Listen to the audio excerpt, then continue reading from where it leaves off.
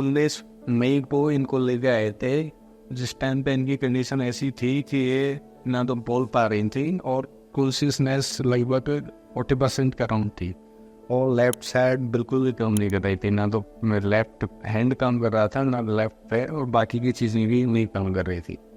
उसके बाद इनको एडमिट करने के बाद 2-3 दिन तक लगभग ऐसा रहा कि इनकी स्थिति ऐसी ही रही, एकदम सीरियस। कुछ भी इम्प्रूवमेंट हमको नहीं लगा कि कुछ इम्प्रूवमेंट हो रहा है नहीं हो रहा है। फिर उसके 2 दिन बाद, लगभग 5 दिन बाद इनको कॉन्शियसनेस इनकी बढ़ने लगी। स्टार्टिंग के डेज में क्या होता था, इनको आवाज़ लगाते थे कल्पना कल्पना कल्पना, तो ये लगभग ओनली 30% के अराउंड आँखें खुलती थी बस, बाकी की आँखें थोड़ी देर के लिए खोल के फिर बंद कर लेती थी।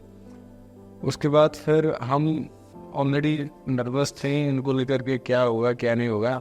बाद में फिर डॉक्टर साहब से बोले, उन्होंने बोला कि ठीक हो जाएगा, थोड़ा टाइम लगेगा, आपको पेशेंस की ज़रूरत है। जब ये हॉस्पिटल में आए और हमने सीटी किया तो हमने देखा कि इनको राइट साइड पे ब्रेन में बहुत ज़्यादा ब्लीडिंग हो गई थी। इसमें 2-3 चीज़ें अनयूजुअल थी। पहला, यंग पेशेंट थी, 23 ईयर्स की थी। नॉर्मली इस एज को ब्लीडिंग नहीं होती है ब्रेन में, नॉर्मली ब्लीडिंग के केसेस 60 ईयर्स से ज़्यादा के होते हैं।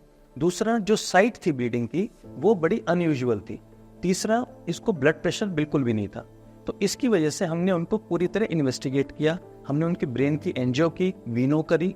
उसमें हमें पता चला कि इनकी ब्रेन की जो वेन्स हैं वो कई जगह उसमें क्लॉट जमा हुआ था और ब्लॉक हो गई थी, जिसकी वजह से ब्रेन में क्लॉटिंग और ब्लीडिंग हो गई थी, जिसको हमने मेडिकली मैनेज किया। जब उस ब्लॉकेज को हमने धीरे धीरे मेडिकली ठीक किया तो पेशेंट की कंडीशन में इम्प्रूवमेंट होने लगी, उनके ब्रेन की सूजन कम हुई और धीरे धीरे ब्लीडिंग भी खत्म हो गई।